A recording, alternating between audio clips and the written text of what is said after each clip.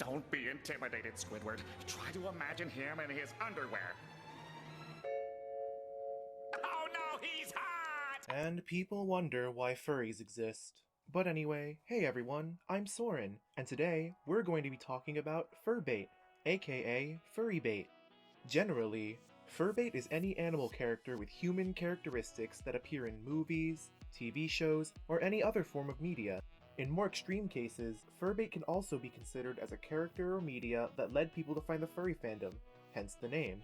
Just a quick disclaimer before we go on, but since furbait has no definitive definition, it can be interpreted in many different ways, so I'll mostly be giving my own interpretations of furbait and trying to explain the way I define it. So, not everything I say is going to be 100% objectively correct, and in fact, you may disagree with me a couple of times. Feel free to drop a comment down below to give your thoughts. I'm happy to hear your own interpretation of what exactly furbait is. With that in mind, let's get started. For the sake of keeping things organized, I've separated furbait into two categories, those being intentional furbait and unintentional furbait. Intentional furbait is when the creators of a show or movie include a character specifically aimed at people who enjoy anthropomorphic animal characters, aka people making characters specifically targeted for furries. These intentional furbait characters usually have emphasized designs that some furries might find more appealing. You'll know that the character you see is intentional furbait if you have to ask, was this character really necessary to add? Or why does this character look so good? Or why did Disney make these tigers so darn attractive? Or sometimes someone on the animation team is also a furry. Moving on to unintentional furbait. Unintentional furbait is when the creators make their character an anthro animal for more practical reasons. If it makes more sense within the context of the story, the creators might want a character to be an anthro animal. Whether it's for the theme, setting, or just for the overall aesthetic of it, an anthro animal can be exactly what you need for whatever you're making. And sometimes, anthro animals are added just to give some visual variety to the cast. It's just a way to be more expressive without having to always use humanoid designs for every single character.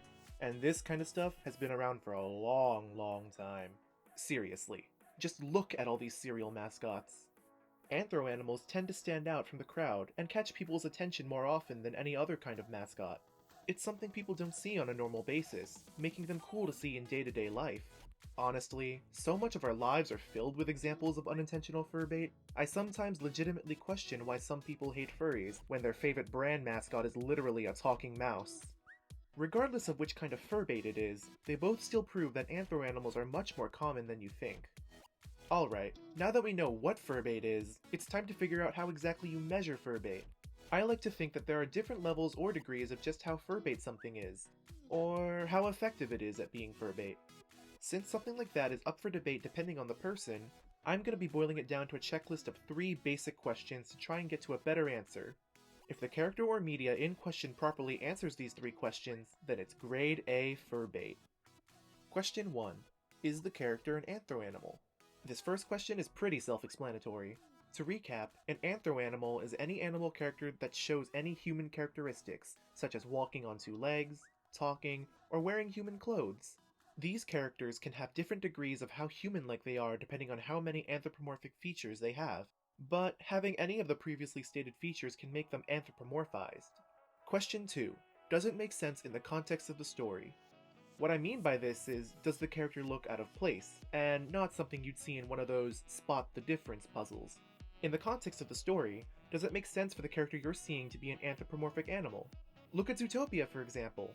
The world is already established as a fully anthro animal setting with no humans in sight, so seeing animals walking around in human clothing isn't too out of place. In fact, the exact opposite of seeing a human would look out of place. Question 3. Do you like how they look? Okay, so this question's gonna be a bit trickier to answer since it's not the same for everyone. Not everyone is gonna like the same things, and it mostly depends on whether or not you like the art style. Or maybe you're just a really big fan of whatever the anthro character is in.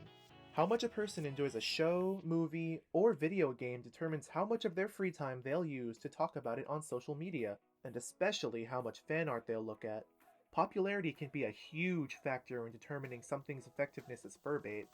Zootopia, again, for example, had a huge following, leading people to talk about it more online and start to do things like draw fan art and such, as fandoms do. And I know that plenty of furry artists out there absolutely love the designs of these characters, prompting them to make more fan art. Well, that fan art may have caught the attention of other people who also enjoyed the movie, but they themselves aren't furries. They just really appreciate the amount of work that went into a piece of fan art. That initial exposure to furry art can lead to a slippery slope for some people, and they end up joining the furry fandom. The line between furry art and fan art for anthro animal characters is pretty thin, leading to the idea that fan art of popular anthro characters are considered furbait. Now, of course, not everyone's experiences are going to be like this, but I just wanted to use this as an example to explain how appreciating an art style or a certain character can be considered furbait. Basically, what I'm trying to say is that if you become more interested with an anthro character and their source material, and maybe you want to Google some more fan art of them, then 9 times out of 10, it's furbait. Do you agree with my interpretation of furbait? Leave a comment down below with your thoughts on what defines furbait. But anyway, thanks so much for watching. I hope you all enjoyed this video and learned a thing or two about furbait. And until next time, see ya!